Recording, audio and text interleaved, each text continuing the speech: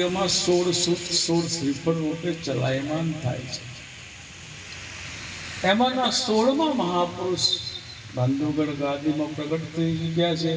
હમણાં 21 તારીખે જ આપણા ગુરુ દરબારમાં પધરામણી થઈ. सामने फोन आया साहब आपके मंदिर में मुझे आना है, मैं आऊँगा, ज़्यादा खर्च मत करना, कॉफ़ी पी के चला जाऊँगा. આવો પવિત્ર ભાવ હતો. 16 જ વર્ષની ઉંમર અને 16માં શુદ્ધ પુરુષનો પાન પરવાનો. આ સતલોકથી પાન પરવાનો લઈને આવે છે અને એ જ આરતી યજ્ઞમાં 16 સૂતના સ્વરૂપે પાન સહિત પરવાનો શ્રીફળ અર્પણ કરવામાં આવે છે ગુરુ મહારાજને, અને ગુરુ મહારાજ સત્પુરુષને અર્પણ કરે છે.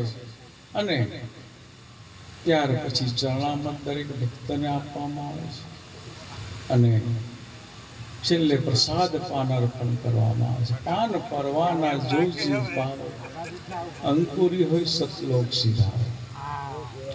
આવો મહિમા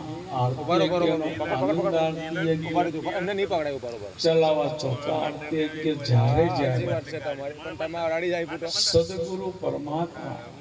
હમણાં પાણી બંધ રાખો ને સાહેબ, આરતી યજ્ઞ ચાલુ થાય ને ત્યારે પાણીનો અવાજ નહીં આવે.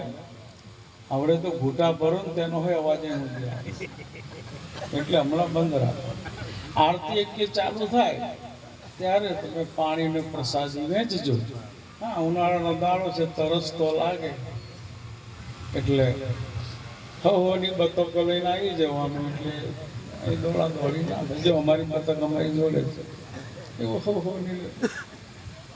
લોકો નોકરી જાય તો ટિફિન લઈને નહીં જતા, નહીં 24 કલાકની નોકરી હોય એટલે ટિફિનને બધું તૈયારી કરીને જ જવું પડે. આવે માટે કરીને ચલાવ ચોકા આરતી યજ્ઞ આત્માનો કલ્યાણ માટેનો આરતી યજ્ઞ છે. જન્મોત્રી યજ્ઞ. અંદર કોણ છે પાછું? નવરું પડી ગયું. અંદર કોઈ અવાજ આવે છે? અંદર બિલકુલ શાંતિ રાખજો ને બાપા પગે લાગે.